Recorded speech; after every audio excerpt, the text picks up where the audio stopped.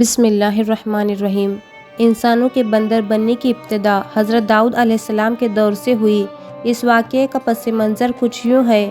حضرت داؤد علیہ السلام اور ان کی قوم سمندر کے کنارے ایلا نامی ایک بستی میں رہتے تھے اور ان کی تعداد تقریباً 70,000 کے قریب تھی۔ یہ قوم بڑی ہی خوشحال تھی اور اللہ پاک کی بہت سے زیادہ فرمانبردار قوم تھی۔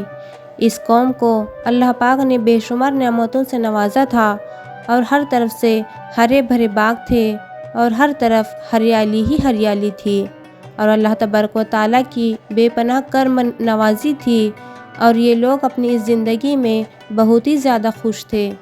حضرت داؤد علیہ السلام کی قوم چونکہ سمندر کے کنارے میں رہتی تھی اور اللہ تبارک و تعالیٰ کا ان پر اس قدر کرم تھا کہ سمندر کے کنارے پر بے شمار مچھلیاں آتی تھی جن کا یہ لوگ کاروبار کرتے تھے اور بہت ہی خوشحالی والی زندگی گزارتے تھے۔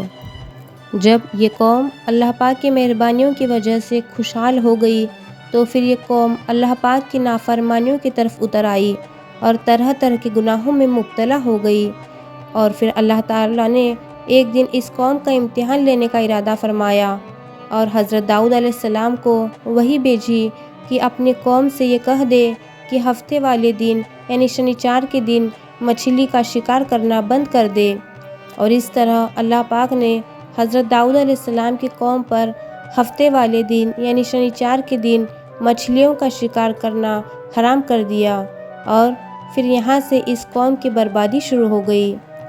حضرت داؤد علیہ السلام نے اپنی قوم کو بتایا کہ اللہ پاک نے ہفتے والے دن مچھلیوں کے شکار کو حرام قرار دے دیا ہے۔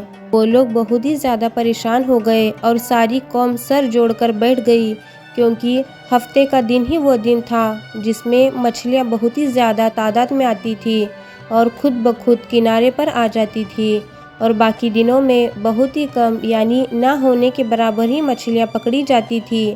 اس قوم کا گزر بسر چونکہ مچھلیوں کی شکار پر تھا، اس وجہ سے اللہ تعالیٰ کا یہ حکم سن کر یہ قوم پریشان ہو گئی۔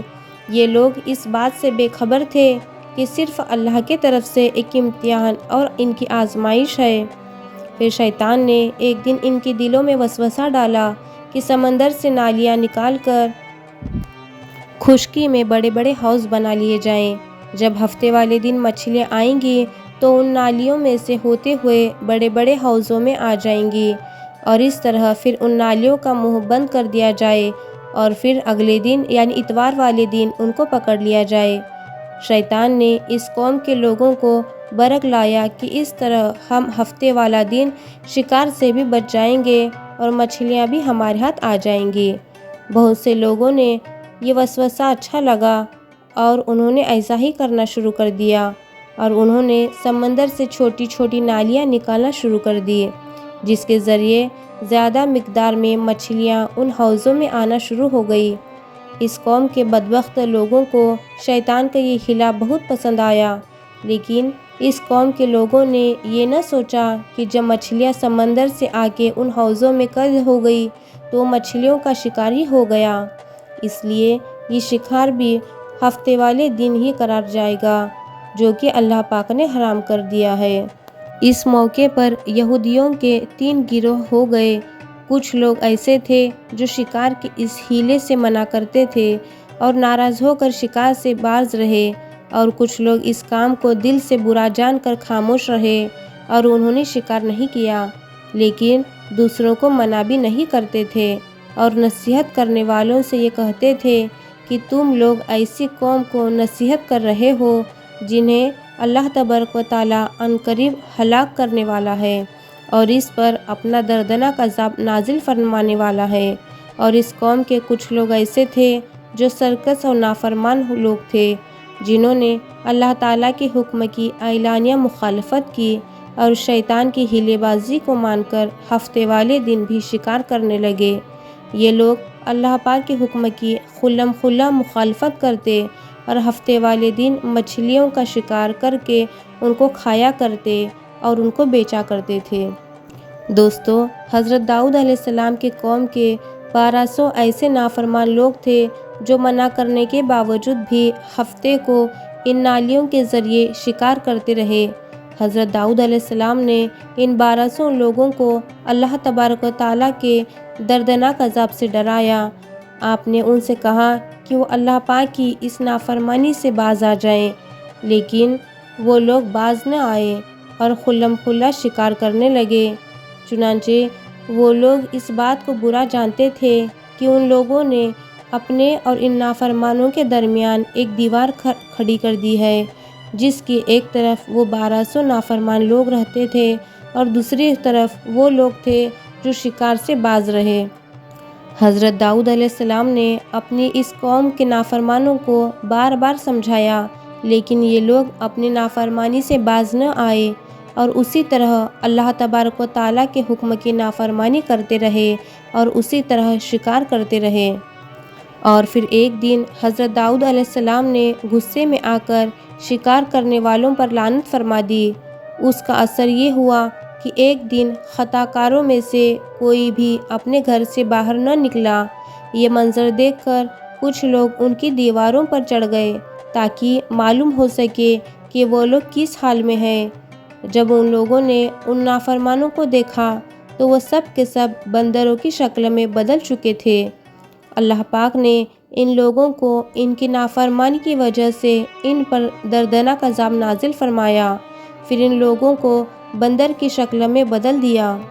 جب یہ لوگ ان مجرموں کے گھر کے دروازے کھول کر اندر داخل ہو گئے تو وہ لوگ اپنے رشتہ داروں کو پہچانتے تھے اور ان کے پاس آ کر ان کے کپڑوں کو سونگھتے تھے اور جار و قطع روتے تھے، لیکن وہ کچھ بول نہیں سکتے تھے۔ اللہ تبارک و تعالیٰ کے ان نافرمان بندر بن جانے والے لوگوں کی تعداد 12,000 تھی۔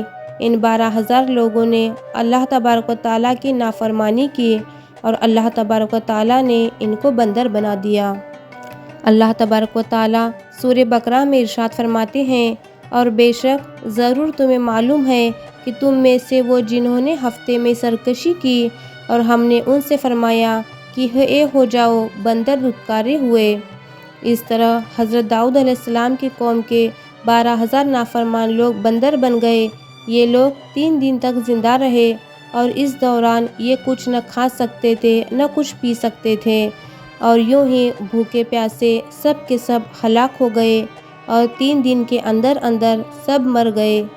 اور وہ لوگ جو ان نافرمانوں کو اللہ تبارک و تعالیٰ کی نافرمانی سے منع کرتے تھے، اللہ تبارک و تعالیٰ نے ان کو اس عذاب سے سلامت رکھا، اور وہ لوگ جو شکار کو جان بوجھ کر خاموش رہتے تھے، اللہ تبارک و تعالیٰ نے ان کو بھی اس عذاب سے محفوظ رکھا۔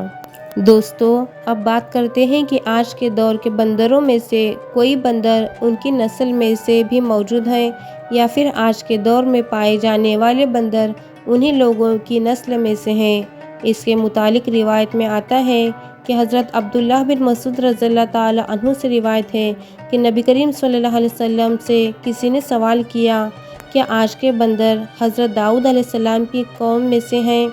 تو حضور اقدس صلی اللہ علیہ وسلم نے فرمایا کہ اللہ تبارک و تعالیٰ جس قوم پر عذاب بھیجتا ہے تو ان کی شکلوں کو بگاڑ دیتا ہے، تو یہ عذاب صرف انہی پر ہوتا ہے جن پر وہ عذاب نازل ہوا تھا، اور اس کے بعد اللہ تبارک و تعالیٰ ان لوگوں کو ہلاک کر دیتے ہیں اور ان کی آگے نسل نہیں بڑھتی۔ اس لیے بات غلط ہے کہ آج کے بندروں میں بھی حضرت داؤد علیہ السلام کی قوم کے لوگ شامل ہیں۔ ایسا کچھ بھی نہیں ہے۔